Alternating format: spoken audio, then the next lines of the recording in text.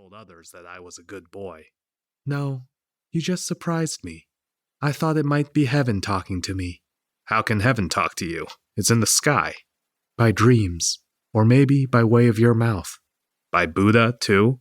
I've never heard it said that way, but why not? Heaven has Buddha to tell the Chinese what to do and God to tell the foreigners. But Buddha doesn't talk. See, I tricked you. I chuckled. Then by a fortune teller. Mommy was getting impatient. Can I ask a fortune teller? No, you can't. You talk to Mommy. I want to tell the fortune teller that heaven isn't fair. The world isn't fair, but heaven will watch over you and protect you.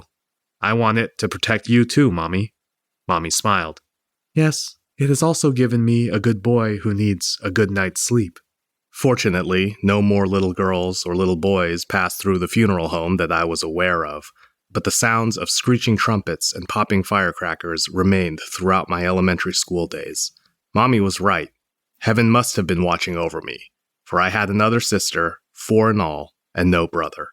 I was not bothered again by the thought of my own death until 14 years later, when I reached the lowest point in my life and when I was pushed, by heaven, I wanted to believe, to set aside my fear of dying and join the hundreds of thousands of men and women from my generation to escape our home in China in a desperate grasp at freedom in Hong Kong. After a tortuous path that tested my will to succeed, heaven gave me its blessing through the mouth of a fortune teller, a friend of my family. It's your time to fly away, Mommy told me through tears on the eve of my first escape attempt.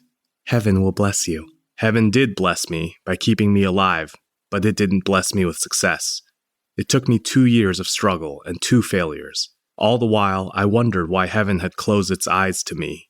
I wondered if I had to be pushed to the edge early in life in order to achieve a bigger goal in the new world. Before heaven grants a man great responsibility, it must frustrate his spirit and will, put his flesh and bones through toil, deprive him of food and wealth, and ruin his actions and efforts. This ancient Chinese poem rings true for me.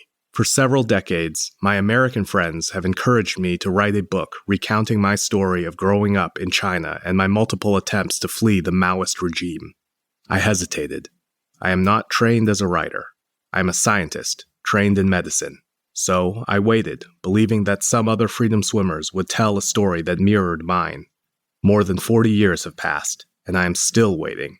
Hundreds of thousands of Chinese freedom swimmers escaped to Hong Kong during the 10-year calamity, the official verdict of the Cultural Revolution rendered by the Communist Party of China after Mao's death in 1976. Why were they all silent? Were they afraid of being punished by the Communist Party? I asked a few freedom swimmers. "Today, China is so good," they replied. "Why put dirt on her face? Papa taught me that being nationalistic was essential to being a true Chinese, as was saving face.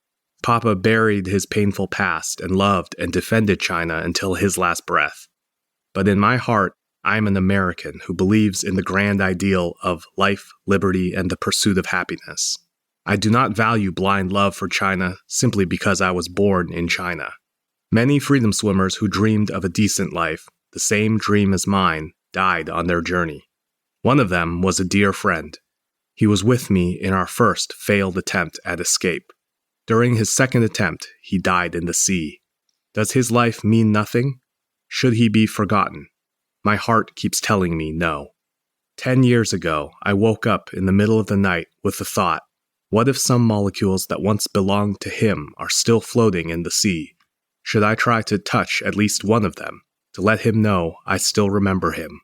In 2010, 37 years after my friend's death, I flew to Hong Kong. After a long ferry ride, I set foot, for the first time, on the beach of bean-curd rocks, a unique feature of the island of Tungpingchao in Mirs Bay. Freedom swimmers used to write on a large boulder there to mark their successful flight to freedom, but I found that the Hong Kong UNESCO Geopark now resided where the boulder once stood. Across the bay was a dark, jagged mountain range. I couldn't discern which peak we traversed before descending to the coast where the People's Liberation Army soldiers caught us during that first attempt, but I felt a chill run down my spine at the memory. I followed the bean-curd rocks to the edge of the sea and splashed my hand in the water. I felt at peace as I dreamed.